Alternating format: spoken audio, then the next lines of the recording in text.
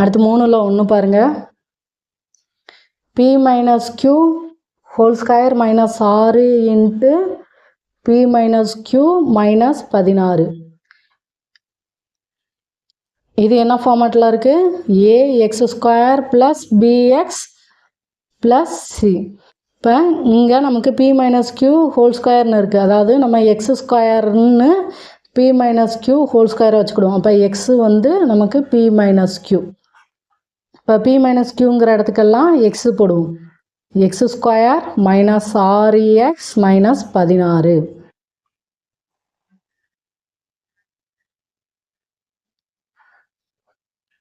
Minus 16ன்னு இருக்கா, அதாவது 4 16ன்னு வரணும். இதே இது நம்ம கூட்டுனா மைனஸ் 6ன்னு வரணும். அப்போ n2 16ன்னு கரெக்டாக இருக்கும். மைனஸ் சிம்பிள் இருக்குது, ஒரு நம்பருக்கு மைனஸ் வரும். மைனஸ் 6ன்னு இருக்குது, அப்போ பெரிய நம்பருக்கு மைனஸ் போடுவோம். இப்போ n2 16 மைனஸ் பெருசுங்கிறதுனால மைனஸ் 8 ப்ளஸ் 2னா நமக்கு மைனஸ் 6ன்னு வரும். இப்போ இதை எப்படி எழுதுவோம்? எக்ஸ் ஸ்கொயர்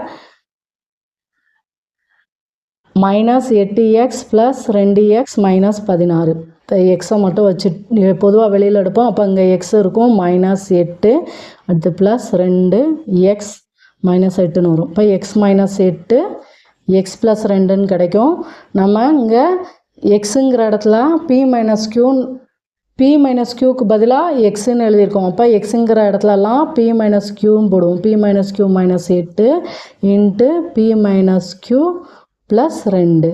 அப்போ இதோட காரணிகள் வந்து p minus Q minus 8 into p minus Q plus 2.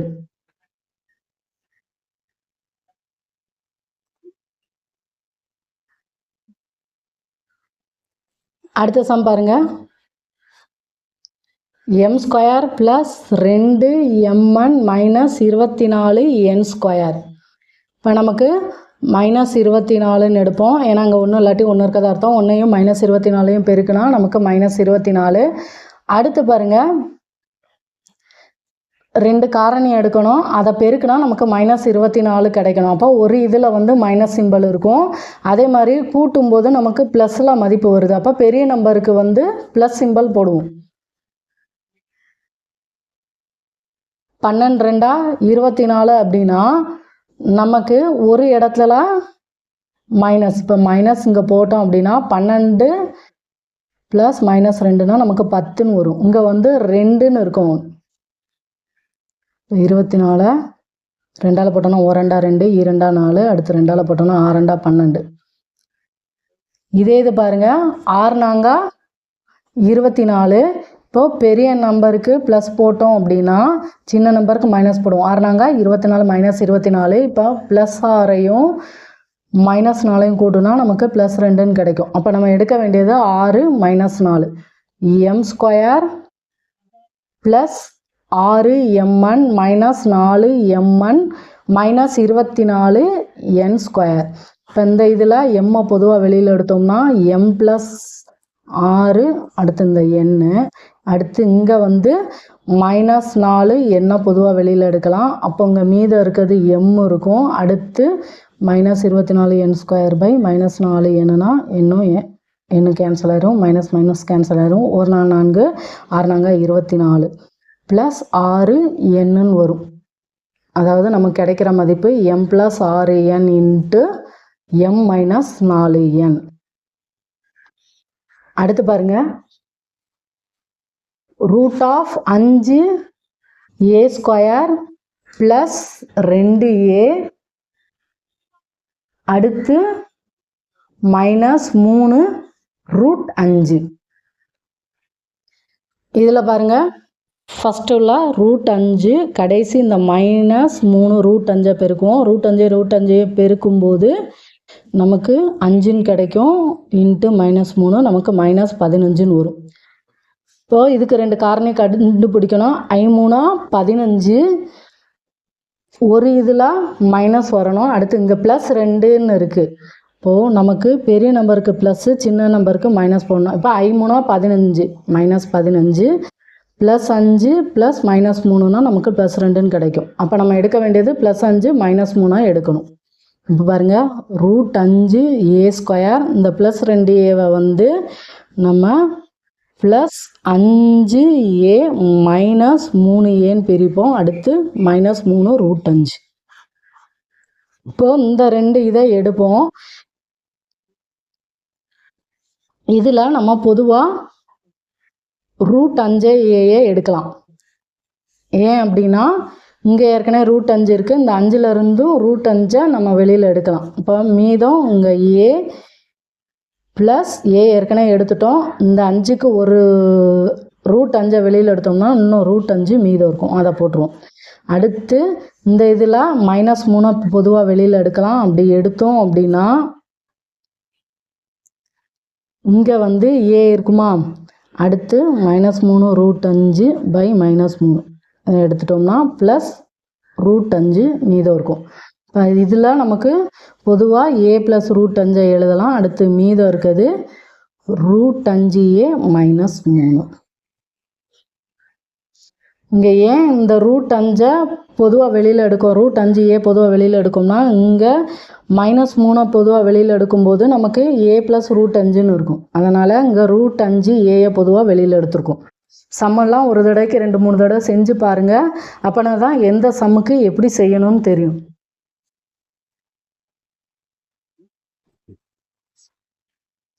அடுத்து பாருங்கள் a⁴ minus 3a square plus 2ன்னு இருக்குது. இப்போ பாருங்கள் இதை வந்து பொதுவாக ஒன்றும் பண்ண முடியாது. ஆனால் இந்த -3a ஸ்கொயரை வந்து நம்ம எப்படி எழுதலாம், a⁴ minus a square minus 2a ஸ்கொயர்னு எழுதலாம். ஏன்னா இதை கூட்டினாலும் நமக்கு -3a ஸ்கொயர்னு தான் கிடைக்கும். ப்ளஸ் 2 இதை பிரிக்கும் போதுமே நமக்கு இங்கே கடைசி வந்து ப்ளஸ் 2ன்னு இருக்குது. இதில் இருந்து நம்ம பொதுவாக எடுக்கிற மாதிரி பிரிச்சுக்கணும்.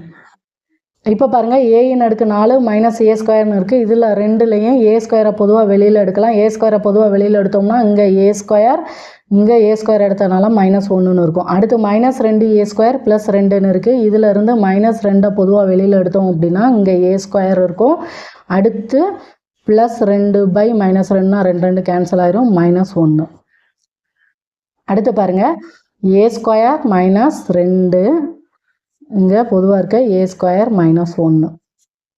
இப்போது இது இதோட முடிஞ்சிடாது. ஏன் அப்படின்னா இது வந்து நமக்கு a ஸ்கொயர் மைனஸ் b ஸ்கொயருங்கிற ஃபார்மெட்டில் இருக்குது. இதை எப்படி எழுதுவோம், a plus b into a minus b.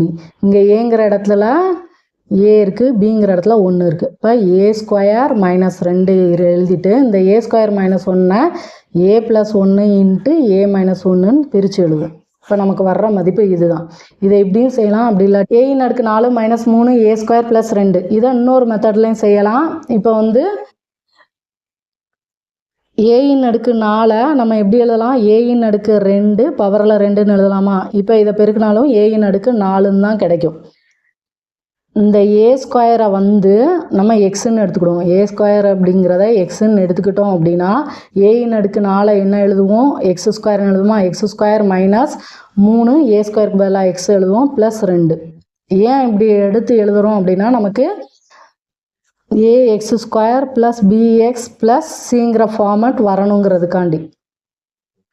இப்போ பாருங்கள் இங்கே ப்ளஸ் 2ன்னு இருக்குது. இதை பெருக்கணும். பெருக்குனா 2 காரணி கண்டுபிடிக்கணும். அதை பெருக்குனா 2 கிடைக்கணும். அதே இதை கூட்டினா -3ன்னு கிடைக்கணும்.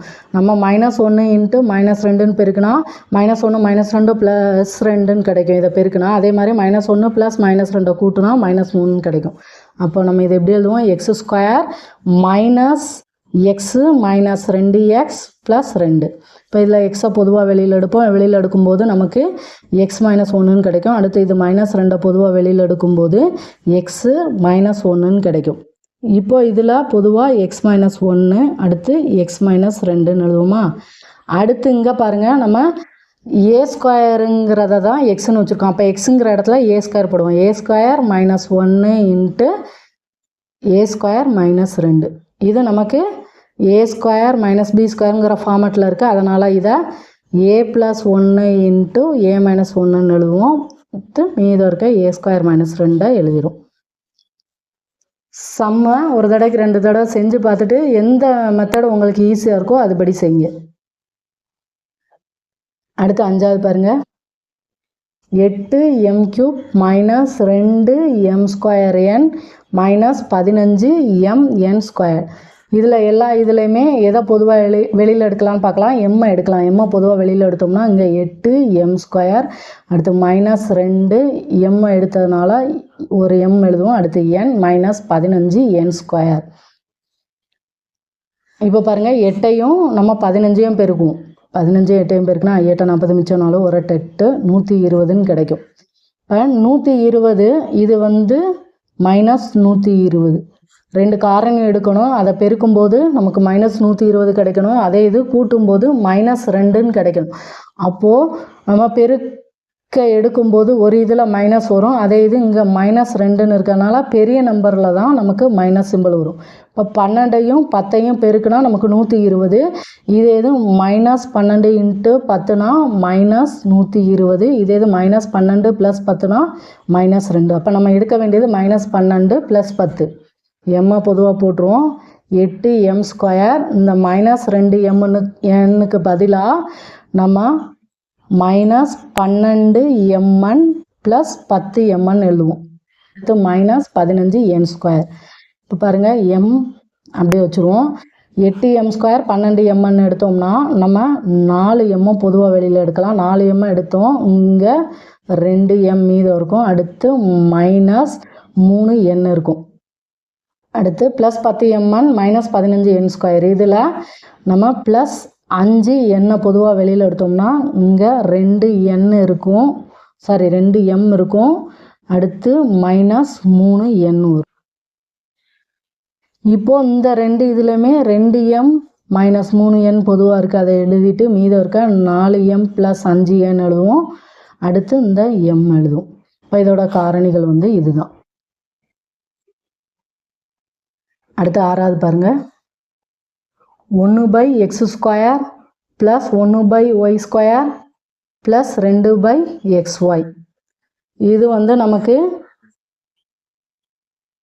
x² + y² + 2xyங்கிற ஃபார்மேட்டில் இருக்குது. அதை எப்படி கண்டுபிடிக்கலாம் அப்படின்னா, நமக்கு 1/x², இது வந்து x² இருந்ததுன்னா xோட மதிப்பு 1/x. இது வந்து y² அப்படின்னா ஒய்யோட மதிப்பு நமக்கு 1/yன்னு வரும். இது 2xyனா 2 × x × y. எக்ஸுங்கிற இடத்துல என்ன இருக்குது, 1/xன்னு இருக்குது. ஒய்ங்கிற இடத்துல 1/y. இப்போ இதை பெருக்கணும்னா 2/xyன்னு வரும். இப்போது நமக்கு இது வந்து x² + y² + 2xyங்கிற ஃபார்மேட்டில் இருக்குது. அப்போ நம்ம இதை எப்படி எழுதுவோம், x + y ஹோல்² எழுதுவோம். எக்ஸுங்கிற இடத்துல 1/x இருக்குது, ப்ளஸ் ஒய்ங்கிற இடத்துல 1/y ஹோல்². அப்போ இதோட மதிப்பு வந்து 1/x + 1/y ஹோல்².